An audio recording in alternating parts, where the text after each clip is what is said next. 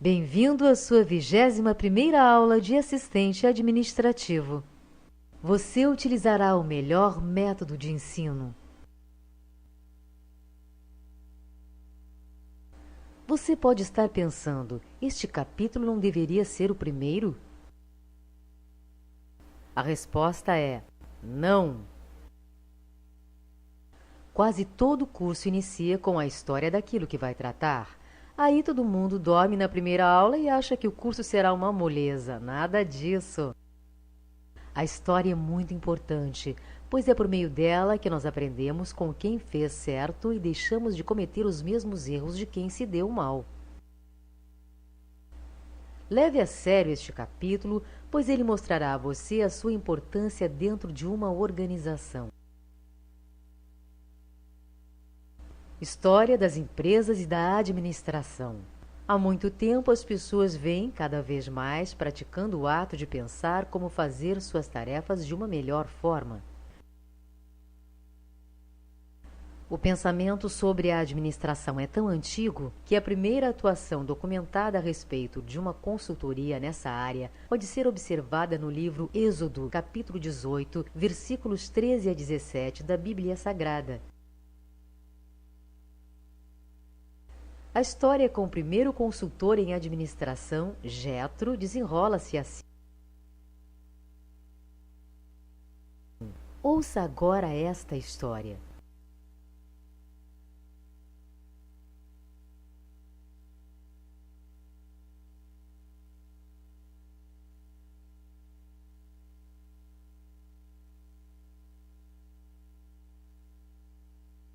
Mais do que simplesmente ensinar a delegação de competências a Moisés, Jetro resolveu o problema de Moisés, pois teve foco em Moisés, empatia a Moisés e respeito à qualidade de vida de Moisés,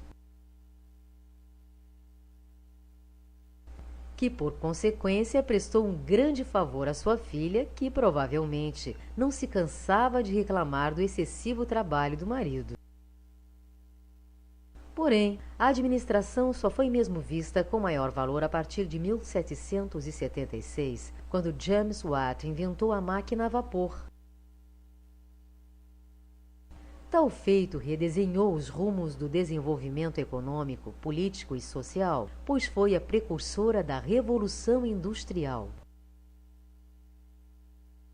A Revolução Industrial forçou a substituição das oficinas artesanais por oficinas industriais, onde era possível fabricar-se o mesmo produto com uma produtividade muito maior, sobretudo nos processos que utilizavam o ferro como material industrial e o carvão como fonte de energia para as máquinas a vapor. A segunda Revolução Industrial vai de 1860 a 1914. Nesse período, a indústria começou a utilizar o aço, o petróleo e a eletricidade em seus processos e experimentou um novo e enorme salto de produtividade. Os motores a explosão e a eletricidade garantiram um fantástico desenvolvimento dos transportes, surgindo o automóvel, 1880, e o avião, 1906.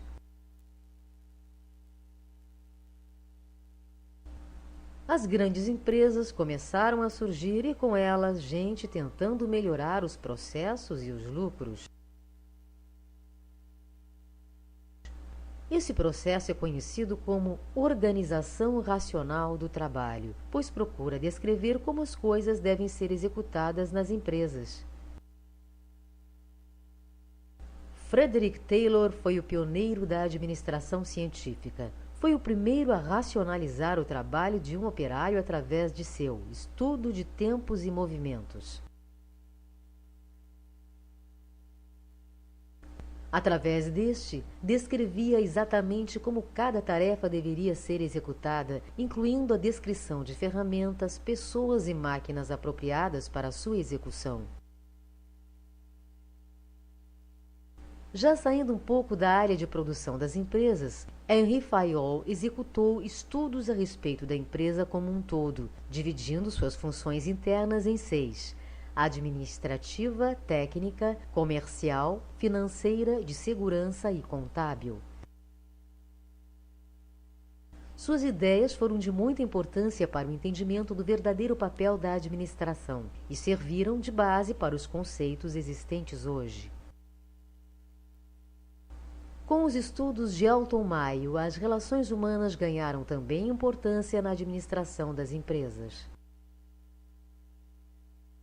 Esses estudos demonstraram que a forma como as pessoas se relacionam no ambiente de trabalho interferem em muito sua produtividade. O período de 1914 a 1945 é caracterizado por estar entre as duas grandes guerras. Nesse prazo, 15 empresas crescem muito, as comunicações tornam-se mais rápidas e as distâncias entre países diminuem. No pós-guerra, esse processo também se repete. Os mercados crescem e as empresas também, tanto em número quanto em tamanho. Esse crescimento levou as empresas a uma complexidade administrativa incrível. A administração da empresa moderna exige um preparo grande dos gerentes responsáveis, bem como de sua equipe. Por isso, é muito importante que o assistente administrativo possua essa visão histórica das empresas e da administração, percebendo que administrar não é somente uma arte, mas também uma ciência que deve ser praticada de forma regrada e baseada em um conhecimento mínimo sobre sua prática. Vamos aproveitar que estamos falando sobre administração para falar um pouco sobre as teorias de Henry Fayol com sua famosa Teoria Clássica da Administração. A teoria clássica da administração foi idealizada por Henry Fayol, caracterizando-se pela ênfase na estrutura organizacional, pela visão do homem econômico e pela busca da máxima eficiência. Sofreu críticas como a manipulação dos trabalhadores através dos incentivos materiais e salariais e a excessiva unidade de comando e responsabilidade. Paralelamente aos estudos de Frederick Winslow Taylor, Henry Fayol defendia princípios semelhantes na Europa, baseado em sua experiência e na alta administração. Enquanto os métodos de Taylor eram estudados por executivos europeus, os seguidores da administração científica só deixaram de ignorar a obra de Fayol quando a mesma foi publicada nos Estados Unidos. O atraso na difusão generalizada das ideias de Fayol fez com que grandes contribuintes do pensamento administrativo desconhecessem seus princípios. Princípios básicos. Fayol relacionou 14 princípios básicos que podem ser estudados de forma complementar aos de Taylor. Divisão do trabalho. Especialização dos funcionários desde o topo da hierarquia até os operários da fábrica, assim favorecendo a eficiência da produção, aumentando a produtividade. Autoridade e responsabilidade. Autoridade é o direito dos superiores darem ordens que teoricamente serão obedecidas. Responsabilidade é a contrapartida da autoridade. Unidade de comando. Um funcionário deve receber ordens de apenas um chefe, evitando contra-ordens. Unidade de direção. Controle único é possibilitado com a aplicação de um plano para grupo de atividades com os mesmos objetivos. Disciplina. Necessidade de estabelecer regras de conduta e de trabalho válidas para todos os funcionários. A ausência de disciplina gera o caos na organização. Prevalência dos interesses gerais. Os interesses gerais da organização devem prevalecer sobre os interesses individuais. Remuneração. Deve ser suficiente para garantir a satisfação dos funcionários e da própria organização. Centralização. As atividades vitais da organização e sua autoridade devem ser centralizadas. Hierarquia. Defesa incondicional da estrutura hierárquica, respeitando à risca uma linha de autoridade fixa. Ordem. Deve ser mantida em toda a organização, preservando um lugar para cada coisa e cada coisa em seu lugar.